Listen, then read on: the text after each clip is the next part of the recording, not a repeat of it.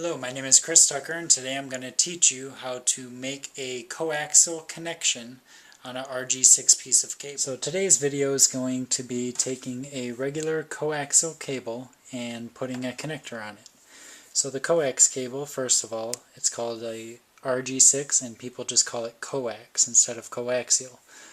On the cable it's actually printed the manufacturer name, 75 ohm, 18 gauge, CCS Series 6, standard shield coax cable, and it's got a part number there, and then swept to 3 gigahertz. Everything nowadays is swept to 3 gigahertz, so that's very important.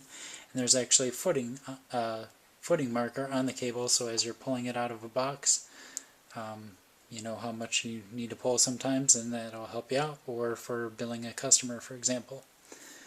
So these are the tools of the trade. We've got a good pair of cutters here. You can get them as cheap as $10, but you really want to spend good money on it. Cutting through the cable, copper-clad steel, things like that. It actually takes a toll on it. Got the connectors here. They're RG6 compression connectors. The olden days it was actually a hex connector, and it would crimp a hex onto there and you could pull the thing right off. Well, these things, once they're crimped on there, it actually takes 60 pounds of force to pull that off a cable. These are a pair of linear crimpers, and it's actually got RG6 is the side it's set to, and RG11, a bigger cable, use a bigger connector. You can actually turn it around and do that. A set of crimpers starts for $23 at the home store on up, and then a pair of cable strippers. There's many different kinds out there. The thing that I like most about these is the blades are actually replaceable. Instead of replacing the whole stripper every time, you can buy just the replacement blades if they end up getting dull. I just have this little piece on here. It's actually Velcro. It's no significant use. Now, all of these parts, the cutters obviously cut it out of a box of cable, but I do have a small piece here that we're going to work with. So I'm going to take my strippers, you pinch it and they open up, and you put it onto the cable. Now you should just be able to spin it around a couple times and pull, and you're left with the stripped piece of cable. Now you're going to see a few things here. First of all is the aluminum outside braid acts as the actual shielding. This part, you're just going to take your finger and peel it back. Now what you're left with, the next piece is an aluminum foil. It's actually a piece of the shield, but that stays in place.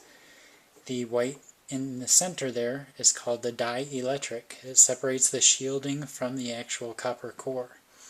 And the center conductor is actually called copper. A lot of it used to be solid copper, but not so much anymore. Most of the time now it's copper-clad steel because of the price of the copper in the market. So, you want to use a good set of strippers. The reason is, some people I've seen cut it with a straight knife and stuff like that. But if you nick the actual center conductor here, nick it with your strippers, or you have adjustable ones and they're too tight and they just cut into that center conductor, all of the data actually travels on the outside of the center conductor, so you don't want that. Alright, so now we have the shielding taken back. We take a connector and you just kind of push the center conductor through. You'll see the hole there. And you don't want to force it, you just kind of want to sit it on there, and then you want to push it on there and it'll stop.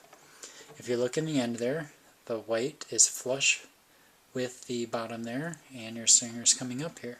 So you take your crimpers, put them in, crimp it down, and you'll see that black part actually shrinks down.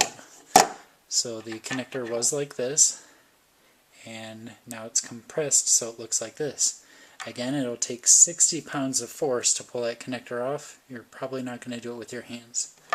And then the center conductor is hanging over. You want to take your cutters and cut it, because you want no more than a width of a nickel sticking out above the connector. You don't want it cut down inside there.